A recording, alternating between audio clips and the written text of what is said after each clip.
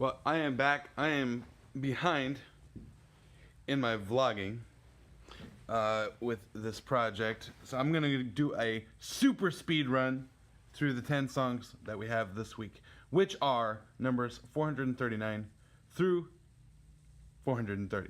Number 439 was an album by Sam Cooke. This is One Night Stand live in Harlem, I believe. It is awesome. A masterclass in how a live album should be. His charisma is like, it was getting me excited just listening to it.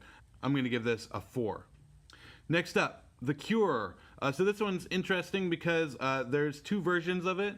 And the version on the list is called Boys Don't Cry. But that album is not available in the United States or online. So I did the next best thing, which is the US equivalent, which is called Three Imaginary Boys.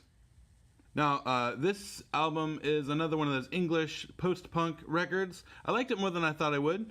So they're extremely, I'd say, very dark, depressing music in general. Definitely their lyrics are...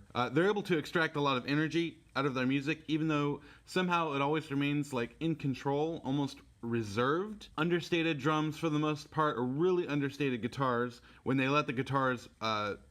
go, and the sound of their distorted big guitar moments is almost is made that much more powerful because of how understated they are in the rest of the songs. I also liked how there's a lot of breathing space in each moment. The singing, absurd. I do not like the style of singing. Jessica and I were making fun of it as we were driving around listening to it. So for The Cure, I'm going to give this a 2.5, although I probably wouldn't listen to it if I had a choice. Number 437 is The Carter 3 by Lil Wayne. So this album had a great start, a horrible middle, and a pretty good ending. It's one of those albums I was expecting to hate going into it, but Lil Wayne delivers his raps and his songs in such a unique and compelling way that it's hard not to sort of get on board with the style that he's doing it. There's a middle section of songs that, how do I say this? Give life to the word obscene. Because of that middle section, it brought it down from a 3.5 to a 2.5 for me. Number 436 is Sea Change by Beck. So this is sort of indie-ish music. When I started listening to it at first, like the first song and a half, I was like, oh my gosh, this is going to take forever. Because the songs are extremely slow-moving, just in tempo-wise. Tempo and the energy is pretty low.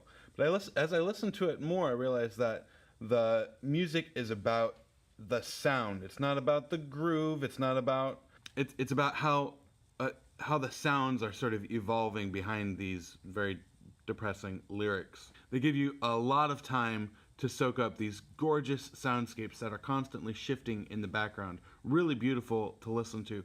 And because of the depth of the musical content and the quality of the vocals, even though they were very bummer, I'm going to give this a 4. I really did enjoy this album quite a bit.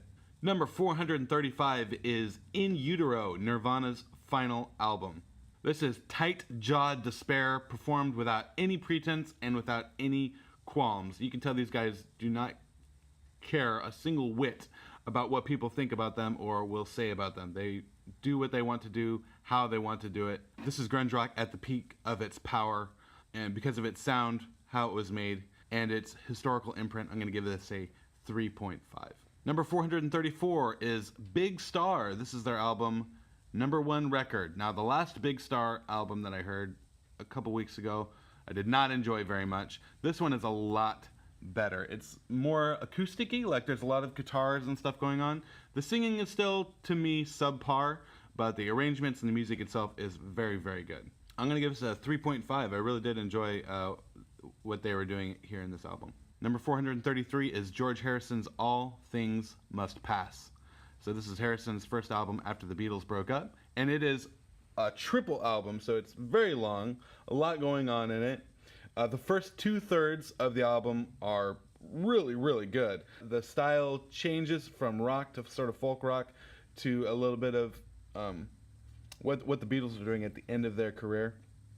So a lot of variation, but still consistently good throughout. The final third of this is all like sort of instrumental jams, which for me was one too many. Like maybe that's just, maybe it was bonus material or something.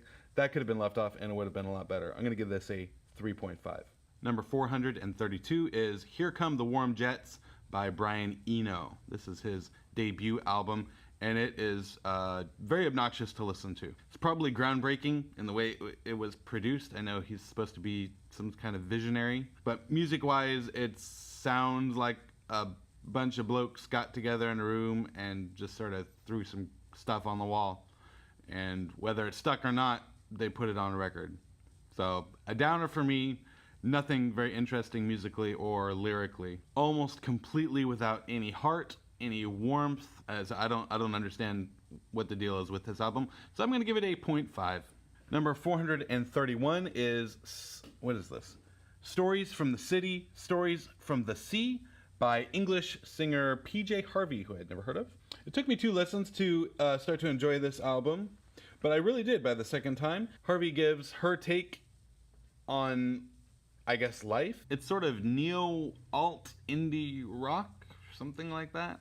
And Harvey tells it, whatever it is, I'm not exactly sure, but she tells it in her own way, in the way she sees it, with humor, with wit, with a lot of sarcasm, and plenty of enthusiasm. So I'm gonna give this a 2.5.